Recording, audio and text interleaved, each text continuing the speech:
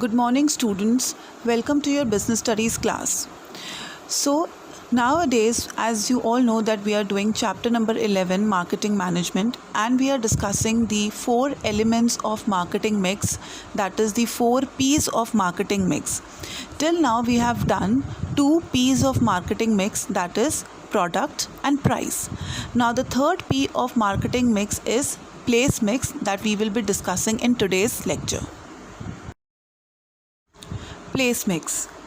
Now it is concerned with making the goods and services available at the right place, in right quantity and at the right time so that consumers can purchase the same. Let us take an example. Let's say a person is convinced about the quality, design, etc. of a product that you are selling.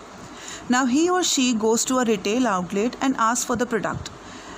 If the product is not available in that shop, he or she may purchase some of the alternative brand available.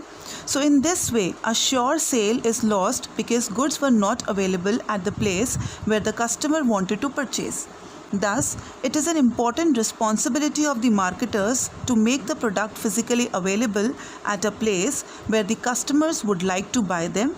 The physical handling and movement of goods from place of production to the place of distribution is referred to as your physical distribution or place mix. Now this involves two major decisions under the function of this marketing mix. First is the choice of channels of distribution or intermediaries like wholesalers or retailers to reach your customers. Second decision is physical distribution of product, which involves decisions regarding the managing inventory, order processing, storage and warehousing. Let us first discuss what is channels of distribution. Now, channels of distribution are set of firms and individuals that take title or assist in transferring title to particular goods or services as it moves from the producers to the consumers. Or we can say that it refers to a team of merchants, agents and business institutions that combine physical movement and title movement of product to reach specific destination. Now this brings the economy of effort and convenience to customers as they make various items available at one store. For example, a consumer has to buy 3 things, let's say rice, tea and sugar. He would like to go to a shop where all these things are available. So he will go to a shop and purchase all the goods from one place. Suppose if he is not able to get all these things, so he has to basically move from one shop to another to buy these goods. So this is what is the benefit of channels of distribution, that the goods are available at one place, so that brings to the economy of effort. Then it covers large geographical area and bring efficiency in distribution, transportation, storage and negotiation, make various items available at one place and serves as an authentic source of market information. Let us take another example. Let's say a manufacturer of chocolate in Chennai would find it very difficult to directly approach customers, say in Delhi. Therefore, now what he will do? He would supply a large quantity of his product to a big merchant in Delhi. This big merchant would then supply chocolate to relatively small sellers in Delhi. These sellers would in turn resell the goods to the customers. In this manner, goods are distributed from the place of production to the place of consumption. These people, institutions, merchants, etc., who take part in the distribution functions are called your channels of distribution. So if we define channels of distribution, we can say that the path through which the ownership as well as the possession of goods from the producers to the consumer passes. Types of channels of distribution. Now there are major 2 channels of distribution. One is your direct channel of distribution and another is your indirect channel of distribution. Now let us first discuss what is direct or zero level channel. Now this means the arrangement wherein goods are made directly available by the manufacturer to the consumers without involving any intermediary. For example, let's say that the retail outlets that sell their own products, for example McDonald's, KFC, Bata, Liberty, Nike, etc. Then door-to-door selling, for example Eureka Forbes, Amway, Avon, Tupperware. Then mail order selling, internet selling, telemarketing. So in all these things, the manufacturer are directly selling their goods to the consumers. So that is known as your direct or zero level channel, where there is no intermediary involved. Manufacturers are producing their goods and they are selling directly to the consumers. Next is your indirect channel. Now under indirect channel, three levels of channels come. Now in indirect channel, when manufacturer employs one or more intermediary to move goods from the place of production to the place of consumption, is known as indirect channel.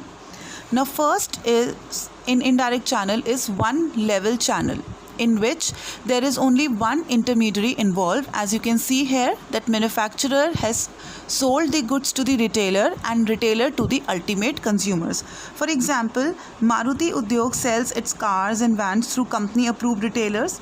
So in this channel, only one intermediary, that is a retailer, is being employed.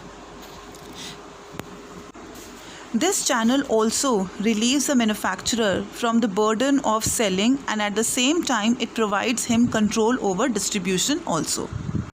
Next is two-level channel. Now when two-level channel comes, that means the two intermediaries are involved in this channel. Producer to wholesaler, wholesaler to retailer, and retailer to consumer. Now producer and consumer always remain constant. They will not change. Why? Because the producer is producing the goods and consumer are the end user of that goods. So these two chains will not move. Only the middle chains are changing. So we can say that in which two intermediaries are involved, that is known as your two-level channel. Now this is the most commonly adopted distribution network for most consumer goods like soap, rice, sugar, salt, tea, ghee, clothes, toothpaste, etc., where two retailers or two middlemen are involved. The manufacturer sells the goods in bulk to the wholesaler, who sells in small lots to retailers, who then supply these goods to the consumer. Then comes your three-level channel. Now this is the longest channel of distribution, as it contains three intermediaries: agent, wholesaler, retailer. Now the manufacturer is producing the goods, he is selling it to the agent, agent to the wholesaler, wholesaler to the retailer, and retailer to the ultimate consumer. For example, a firm may appoint agents according to the area wise, like North India distributor, South India distributor, and so on. And these agents are selling goods to the wholesalers, wholesalers to the retailer, and then to the ultimate consumer.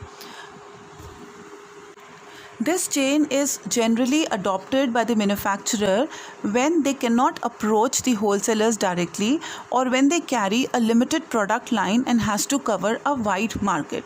So we have discussed two major channels of distribution: direct channel of distribution and indirect channel of distribution. Indirect channel, that is also known as your zero level channel, in which there is no intermediary involved. The producers or the manufacturers are manufacturing the goods and they are directly selling it to the consumers. In indirect channel, there are three levels of channel. First is your one level channel, in which only one intermediary is involved, that is manufacturer to retailer and retailer to the consumers. In two level channel, two intermediaries are involved, that is wholesaler and retailer. So producers are selling it to the wholesalers, wholesalers in smaller quantity to the retailers, and retailers to the ultimate consumers. And in three level channel, three intermediaries are involved, that is agent, wholesaler, and retailer. So manufacturers are selling their goods to the agent, agents are selling it to the wholesaler, wholesaler to retailer, and retailer to the ultimate consumers. Physical distribution. Now physical distribution involves physical handling of goods and the movements of goods from the place of production to the place of consumption. The path taken by the good in their movement from the place of production to the place of consumption is known as your physical distribution. It creates time and place utility by making the goods available at the right time, at right place, in right quantity. It involves decisions with respect to inventory control, storage and warehousing, transportation, and order processing. Components of physical distribution. Now, first component of physical distribution is order processing. Order processing is the method used by the firm to process customers' order is a major decision area with respect to distribution. A good order processing system should provide for an accurate and speedy processing of orders, in the absence of which goods would reach the customers late or in the wrong quantity or specifications. Lack of this will lead to loss of business and goodwill. Now, this order processing cycle generally involves few steps. First is the receipt of order by the salesperson, then transmission of order by the salesperson, entry of the order in the books, customer credit check, inventory and production scheduling, shipment and invoice, and receiving payment. Next is transportation. Now, we all know transportation, that physical movement of goods to the place where they are required. It is a very crucial, and unless goods are physically available, the sales cannot be affected. So it is a means of carrying goods and raw material from the point of production to the point of sale. Now, firm uses it both for bringing the raw material to the firm and transporting finished products from the firm. The various modes are available for the transportation of the raw material and the goods, like railways, waterways, airways, pipeline or trucks. Now, the decision is basically based on the speed, frequency, dependability, availability, cost, etc. Next component is inventory control. Inventory basically means level of stocks of goods to be maintained for the distribution. Now, higher the level of inventory, higher will be the level of services to the customer. But with this, the cost of carrying the inventory will also be high, because lot of capital would be tied up in the stock. Now, any shortage of inventory may lead to the loss of sales.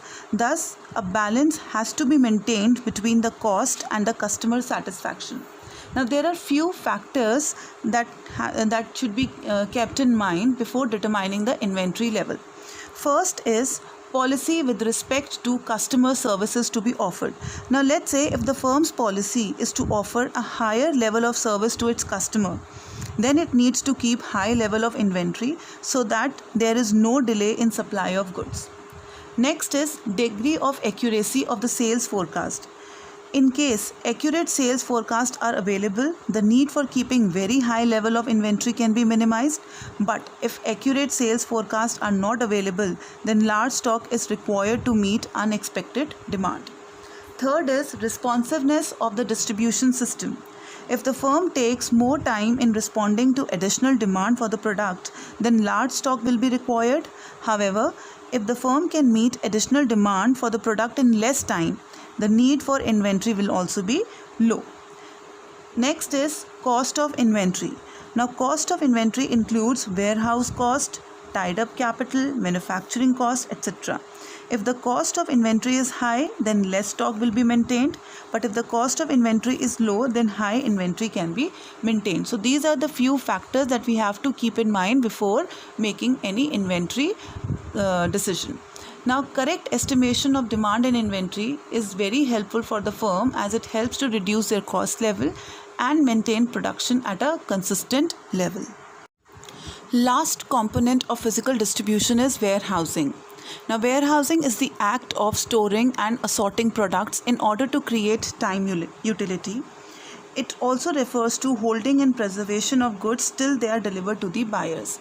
As we know that generally there is a time gap between the production and the consumption of the goods. So during this period, goods must be stored properly to protect them from any damage which may be caused by rats, moisture, etc. So storage creates time utility by bridging the gap between the time of production and the consumption. Now, storage also becomes very important when production is seasonal and consumption is continuous, like agriculture products, or production is continuous but consumption is seasonal, like woolen clothes, AC, room heater, etc. Larger the number of warehouses, lesser is the time taken to serve customers at different locations, but it would lead to the increase in the cost of warehousing. Now, firm can either use their own warehouses or they hire services of specialized warehouses. Let's say that the products requiring long-term storage, for example your agriculture products, so for these type of goods, warehouses should be located near the production site so that it minimizes the transportation charges also. Bulky, hard to ship, perishable products, so in this case warehouses should be kept at different locations near the market. The number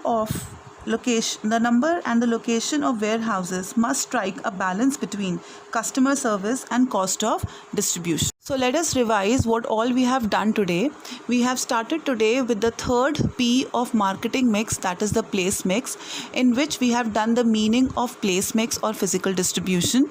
Then we have done channels of distribution and types of channels of distribution, as we have major two types of channels of distribution: direct and indirect channels of distribution. Direct or zero level channel of distribution, in which there is no intermediary involved. Indirect channel of distribution involves three level of channels of distribution. In one level only one intermediary is involved, in two levels two intermediaries are involved, and in three levels three intermediaries are involved. Then we have done physical distribution, meaning of physical distribution, and the components of physical distribution, that is order processing, warehousing, transportation, inventory control. So this is what we have done today, and these are few questions that are based on today's topic. I hope you all understood today's topic. Thank you so much.